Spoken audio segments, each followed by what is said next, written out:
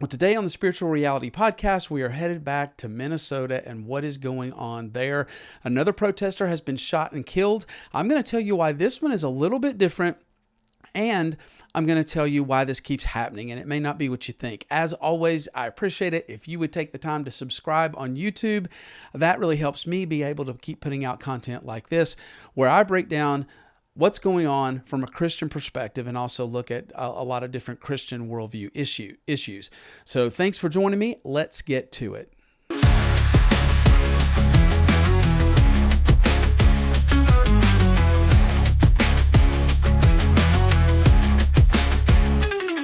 Well, on the 24th, we had another incident where protesters were in the streets in Minnesota, blowing whistles and car horns to alert people that ICE was operating there in the area.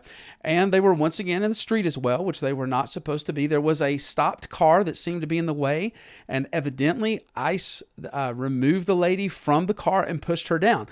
A lot is not clear about that yet. We don't really know what happened with that situation. Some say she was claiming to be disabled. And so we don't know if she was complying or they didn't give her a chance. We don't know. I personally don't know the details on that. But then we get to Alex Pretti. And from what we see, after standing in the road filming ICE officers, and from the video, it seems that he was told to back out of the street by ICE officers, and they put a hand on him and just guided him backwards, just kind of walked him backwards, as I would say it. Would not say that he was pushed. But, you know, if you want to say pushed, okay, pushed, guided. He was not shoved. Let's put it that way. But at some point after that, Pretti was involved in helping the lady that had been pushed out of the street, like trying to help her up. From that, the ICE officers began to kind of pull him backwards. A scuffle ensued. As they tried to pull him away, and from there things really escalated. And here's where things get hazy, it feels like, but it seems like that we've got clear enough video to get a few details right. And so I think that we're starting to see that emerge from the various videos. And here's what I think is clear. First of all, he's clearly resisting officers. When he's trying to help this lady or whatever he's doing, he's resisting when they're pulling him off. There's a lot of flailing around going on. There's no doubt about that. And I'm just going to say, for me personally, if I show up just to protest and to help somebody who's fallen down or been pushed, and I have chosen to carry a weapon, I'm first of all backing up immediately without the officer even having to put a hand on me when he tells me I need to get out of the street. I'm doing that immediately. Secondly, when I find that they start to put their hands on me and pull me away from this woman, I am just putting my hands up and I'm stopping all motions, especially if I'm carrying a weapon. But that is clearly not what happened. And so in the tussle, someone who seems to work for ICE walks up to the pile of people struggling and evidently gets a clear view of Alex's gun and reaches in and removes it. That, I feel like everybody would agree with these facts so far. At that point, he begins to walk away with the gun. And I feel like I've seen a clear enough video of this to buy into what has been said, that Alex's gun in the hands of the officer as he walked away accidentally discharged. And to be honest, you can look information up on this particular gun. Even those in the gun industry have huge concerns about the amount of accidental discharges that people have experienced with this gun. So evidently it's a thing. But here's where things really get crazy. At that exact moment that officers unholster their guns and they take aim because they just heard a gunshot go off, right? And so now they unholster their guns. So this is all happening all at once. And at that exact moment, for some reason, I don't understand it, Pretti is allowed to come up on his knees.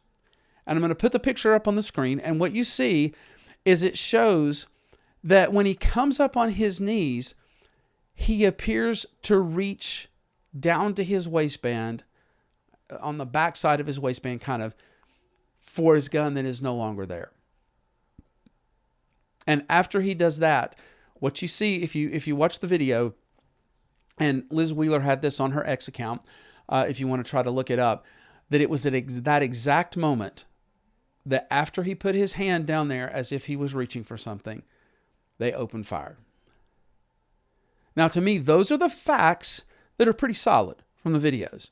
And the sad thing is that while we can slow it down and we can see what all parties should have done in this moment and that moment and pause it there, all the people in the video can do when they're living this live is to process everything coming at them in full speed. That's all they can do. And so, yes, we can see the guy walking away with Pretti's gun. So there would be no reason to shoot him, right? But other officers do not know if there is another gun. They may not even have seen him reach in and get the gun. It's kind of weird when you watch the video. It's like the guy just walked up to the pile, looked in, pulled out his gun and walked away. I'm not even sure everybody else who was involved noticed that it happened. And I've tried to listen really, really closely. At some point, some people said that the word gun was said. I personally can't hear that on any of the video clips that I'm listening for. And so the other officers don't know that in this moment, right? Then there's an accidental discharge right when they are making the decision at the exact same moment that he seems to be reaching for where the gun used to be, and who knows what else he has there. How can they know? And for Pretti, we don't know why he reached there. Like we're not going to get to know that. Like, was he just feeling to see, wait a minute, like, I'm missing something. Could be like you just kind of, cell phone keys, maybe like, or was he about to defend himself with it?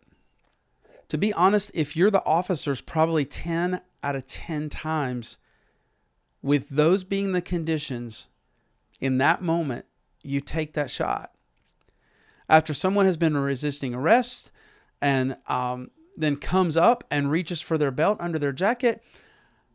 But I think that doesn't necessarily mean that this isn't really sad and may have been somewhat mishandled by these agents. And maybe he didn't need to die necessarily, but everybody didn't know all of that in the moment. And so I think the saddest thing is that Pretti's gun went off as the guy walked away, because I think that sound no doubt took a very tense situation to the next level and caused them to like interpret that something's going on, and they see him reaching for something on his waistband. And so, man, all of a sudden, all the signs are there for bad things. And again, 10 out of 10 times an officer protects himself in that situation.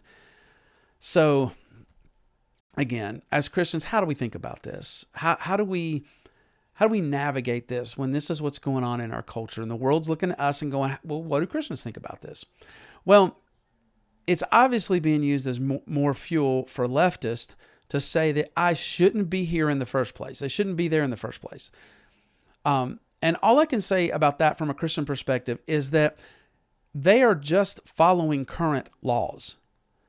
I still have really seen no proof that they are not following proper protocols in how they are carrying out their jobs. Now, I'm talking about their jobs. I'm not talking about how they're dealing with protesters. I'm just talking about how are they detaining people and deporting people. And yes, if you want to nitpick, you're going to find out of 10,000 deportations, you're going to find a mistake. Every once in a while, someone may be detained for an hour and discovered to be a citizen and then released. And now we say they're snatching citizens off the street. Someone may be, temporarily get deported to the wrong country, and then it's fixed. That has happened. I'm aware of that. But there were mistakes under other presidents. 56 people died in custody under Obama as he deported people. We never heard a single word about it. Now, right now, that would be called disappearing people. They're just disappearing people. I mean, they were taken in. We don't even know what happened to them. We've heard rumors that they're dead. And so, it's so interesting how we're treating this situation versus other situations where these guys are going out and, people are like due process and warrants and all that kind of thing. If a person is here illegally, and they have a deportation order, that's all that you need. Now, why is it that all of a sudden things are getting violent under Trump's immigration enforcement as they carry out their duties. And it didn't seem to happen when Obama deported even more people, at least at this point. And there's a simple answer. There were no protesters tracking, following, and confronting agents during Obama's presidency. There were no people putting themselves between officers and what they're trying to do, which is a really bad place to put yourself. Here's what we need to understand. And I believe with all my heart, this is not a conspiracy theory. We've talked about critical theory and Marxism on the podcast in the past, and you need to go back and listen to those if you haven't ever thought about that. But there are groups that are bent on destroying Western civilization because it is classified under Marxism as oppressive. So they want open borders to replace the culture here. They want law and order to break down so that people will be frustrated and they'll rise up and they'll demand a fairer culture, which will involve putting the government in charge of everything. And you already see it. In our younger generation, they would happily trade freedoms if it meant that people that they disagree with could be more controlled by the government. That's a really scary world to think about, that there are people that are okay with that. They don't even stop to think, well, what if that got out of control? What if they begin to look at me and say, hey, you can't say what you want to say? Or we begin to see that government is out of control. Maybe they're doing things, but if I talk about it, and see, people kind of want to act like that now. Oh, this is fascism and that kind of thing. And if you speak out against what the customs and immigration, what they're doing, like you're going to be hunted down. That's not true. You can say all you want to, but you just can't go stand in the middle and get in the way of an officer doing his job. But yet people are willing to trade to say, oh, we want this other side that believes in all this and believes in immigration control and things like that. We want them silenced. We'd be okay if we took away their freedom of speech. If we had social credit scores and things like that. Well, guess what? That turns into a very scary world. And if you ever have a problem with what that world is starting to look like, you won't have an option. So as Christians, I think we have to support law and order. God is a God of order. God was very meticulous to lay down specific laws to control evil when he set up the nation of Israel. And that's just a great example of how God feels about law and order. And we've had to, because of these kind of events, talk about Romans 13 so many times lately on the podcast. And so if you follow the podcast, you know that it says that we should submit to government authorities. The only time that wouldn't apply if they're asking you to do something that God tells you not to do. And so especially in a nation where we have the right to vote, we should not be physically interfering with law enforcement doing its job. If you don't like what the current laws say, and you don't like that people, that did not come here the correct way, our current laws say that they should be sent back to their nation, especially if they're committing other crimes, then campaign and vote to change those laws. But don't stop officers from carrying out the laws that the nation has voted on and put on the books right now. Keep in mind that in almost all of these cases, these officers are not just there to pick up some nice family that overstayed a visa. They're there to pick up somebody who has hurt other people. And so that's what you're standing up for. That's what you're laying your life down for, and disobeying Scripture as far as obeying authorities. Does it say that you can't criticize those authorities? No. You can stand in the street and hold a sign and talk as loud as you want about what you see and and you don't like it. But also as Christians, we need to be compassionate about these situations. There's no place for triteness or I don't care, about this, he shouldn't have been there, that. Someone did lose their life. And that's sad. But I will tell you something else that breaks my heart. These people are giving their lives for a campaign commercial for the left. That's a terrible to have to say that, but I can't see it any other way. The left is intentionally not following the law. They are intentionally not cooperating with ICE. When they detain someone for a crime and discover that the person is here illegally, they are not communicating with the federal government, and in many cases are just releasing them. This is forcing officers to have to go into communities to round up those people that are here illegally and are criminals. And this stuff isn't happening in non-sanctuary states. This stuff literally is because government officials are refusing to follow the law. They're not submitting to the government that's over them. Because of that, it is causing disorder. And that's what happens that's why the principle of biblical authority is so important, is because when people don't follow the law, then things get crazy, right? Things get chaotic. People don't have any hope that things are going to be taken care of because these people over here don't have to follow the law. This stuff is not happening where governors are not calling ICE the Gestapo or telling their people to get out in the streets and resist. The left is using the Renee Goods and the Alex Prettis to force Trump into using the Insurrection Act, which will complete the picture they're trying to paint of him as a dictator. They need that for their midterm commercials. I'm just being honest about what I see. They are pushing for that. They are headed for that.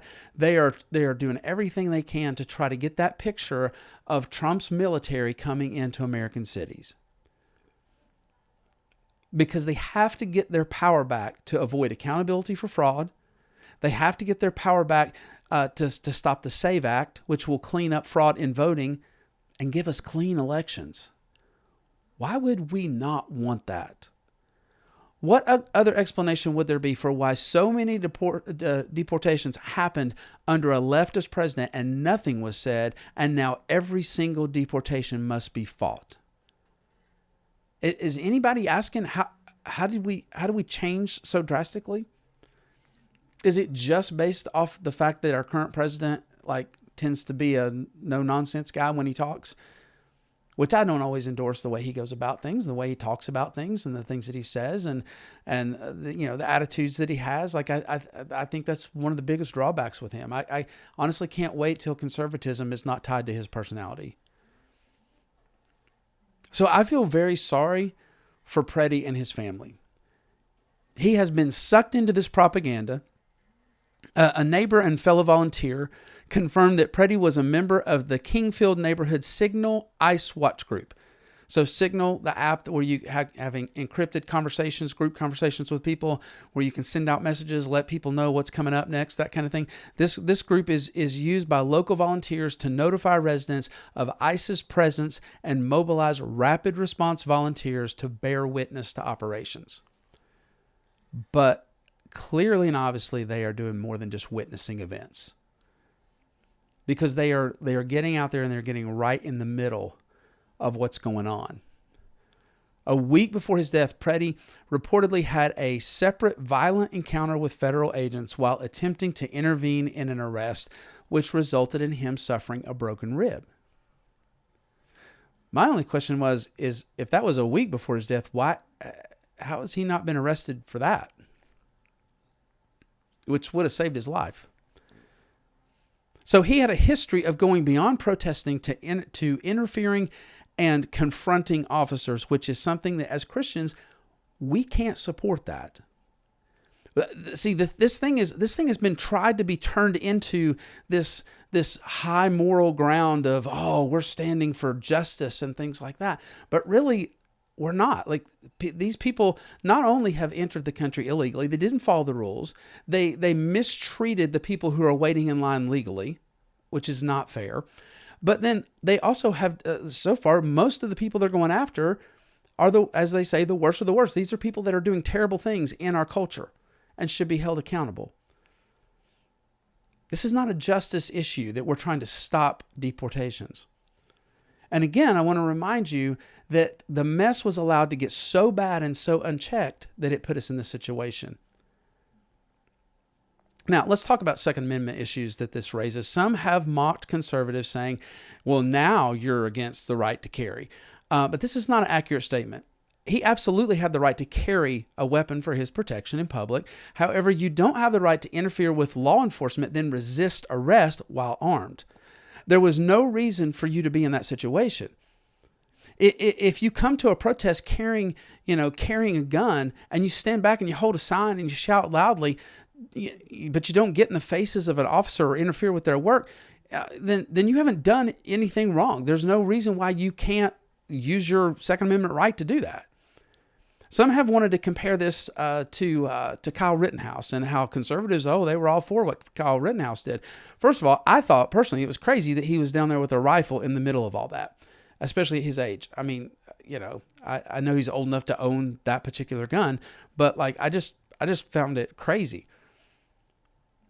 Now, he may have been there to guard his friend's business, but you have to know that you're asking for a fight, putting yourself in that situation. However, he was allowed to have the rifle. He was attacked, and he only shot the people who attacked him. And when the police showed up, he laid everything down and completely surrendered. Guess what?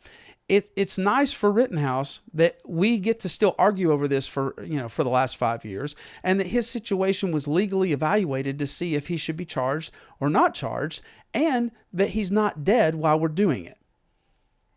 The reason he's not dead is because he had a gun, and when someone went to bash his head in, he'd used it to defend himself, which turns out is legal. Do I think he should have been down there with a gun? No, I don't think so. But he didn't do anything illegal. Again, if Pretti had a gun and was just out there not doing anything illegal, he would have been okay. He stepped over the line when he confronted ICE officers and got in the way of their business and then resisted arrest.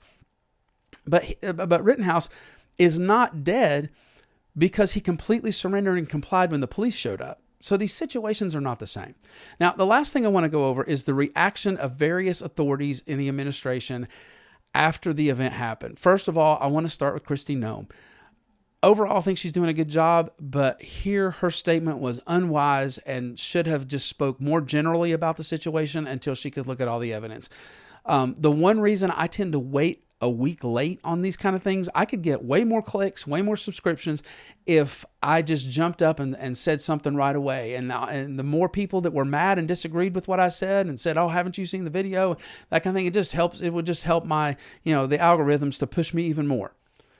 But I can't do that because what I like to do is I like to give a little bit of time for all the truth to come out so I can see everything. And that's what I did in this situation. And the reason I do that is partly because the media tries to hide the truth if it doesn't fit their narrative. So it takes a while for the truth to actually get out through social media and other places. But also many times it takes a moment to get all the video angles from all the people that have taken shots of it. So here's what Noem said right away afterwards. She said, today DHS law enforcement was conducting a targeted operation in Minneapolis against an illegal alien wanted for a violent assault. During the operation, an individual approached U.S. Border Patrol officers with a 9mm semi-automatic gun. The officers attempted to disarm him and the suspect, but the armed suspect violently resisted. Fearing for his life and the lives and safety of fellow officers, an agent fired defensive shots. This violence is directly fueled by hateful rhetoric from Minnesota's sanctuary politicians. It must end now. So the problem with this statement is that it has things in it that didn't happen. Pretti did not approach them showing them his weapon. Now, technically, her statement doesn't say that, but it makes it sound like he did. She says that he approached with. Well, yeah, he approached with. They probably couldn't see it. It was inside his jacket. So technically that's accurate, but it definitely gives the impression that he approached them threatening them with a gun. The next sentence is true. He did violently resist. I do think the officer fired because he feared for his life and the lives of others. I agree with that part of the statement. Of course, the problem was that he didn't have a gun at the moment. Now, the officer may not have known that, or maybe he thought he was reaching for more weapons. We just don't know. I do agree what she says that Minnesota's approach to this issue, the politicians in Minnesota and their approach to this issue, is fueling confrontations and violence. Absolutely. However, she also said these things. She said the individual who came with weapons and ammunition to stop a law enforcement operation of federal law enforcement officers committed an act of domestic terrorism. I think we got to be really careful about these labels. Right? I mean, Catholic parents, were labeled domestic terrorists. People who showed up at school boards because they were frustrated about something in their school system were labeled domestic terrorists. Like, we got to be careful with that sentence. But then, again, she kind of indicates he showed up with a weapon to stop them, which sounds like he's showing up to mow them down so they can't do their job. Maybe that's not what she meant. Again, the individual who came with weapons and ammunition to stop. So he just happened to have them with him, but he was just there to stop them like this. Whoa, whoa, whoa, whoa, whoa. But the way you say that, it kind of makes it sound like that he was there to stop them with the weapon. She also said an individual approached U.S. Border Patrol officers with a 9mm semi-automatic handgun, and then she said brandishing like that. He didn't approach them brandishing it. And, again, this statement indicates that he came at them, threatening them with the weapon. Then she said, this looks like a situation where an individual arrived at the scene to inflict maximum damage on individuals and kill law enforcement. Man, that's a huge stretch, right? Again, she's saying that just because he showed up with a legal gun and extra magazines, he came to kill law enforcement. From the facts of what happened, he did a lot of physical resisting before his hand ever reached to where his gun had been. And if he wanted to show up and he wanted to kill officers, he would have pulled it out as soon as he was close to them on the street and the officer was pushing / guiding him back off the street. Long before he even bent over to help the woman and they began to pull him off. So I don't love that language at all either. There could be reasons why she's so far off in how she's characterizing this. Maybe she was just going on the verbal description she got from her team right away, or maybe there's a more sinister sinister side to why she's saying this. She may be trying to spin the narrative that make her team look and appear completely clear in how they handled it. And I'm not saying that they didn't do the best they could with a really bad situation. I'm not necessarily saying that, but she may be trying to spin it. I think she kind of backed a little bit off of some of those statements now. I think if you look at the law technically, they may have done exactly what you should do when someone who has been resisting arrest reaches for their waistband. But we should at least characterize what happened accurately and maybe just speak in general in a moment like that, as opposed to saying specific things like he showed up to kill officers. And this is what Trump did. In a short interview with the Wall Street Journal, Trump surprisingly, just for once in his life, was a great example of just kind of saying, hey, we can't really weigh in on this yet. We don't know everything. And so Trump said that they would be reviewing everything and will come out with a determination. That is a great comment. So he stopped short of saying who he thought was responsible. On the shooting itself, he said, I don't like any shooting. What a great comment. Like, it's always a shame when somebody gets shot. Like, that's really not good. And so for once in his life, Trump is a great example of not talking about something too quickly. And if this country could learn to wait a week before we throw any hissy fit, a lot of personal property would be preserved and probably a lot of lives would be saved as well. It will be interesting to see what the findings are in this case. My first reaction is that the officers could have handled the situation better, but overall they reacted to what they saw in the moment, the way that they were trained. It seems very unfortunate that there's an accidental discharge of Pretti's weapon immediately, followed by him reaching for his waistband. I feel like those two things went together and probably incited a reaction that turns out we all know now probably wasn't necessary. But no one in that video knew that at the time. And so it's a really sad situation. I'd love to hear your thoughts on this. As a Christian, does this turn you completely off when it comes to ICE enforcing our laws? And if so, why has it not been a problem under other presidents? I'd love to hear your thoughts about that. Why were there no protesters interfering with the arrests that we had in the past? Why was that the case, if you feel that way? So that's all we have for this week. We'll see you next Friday.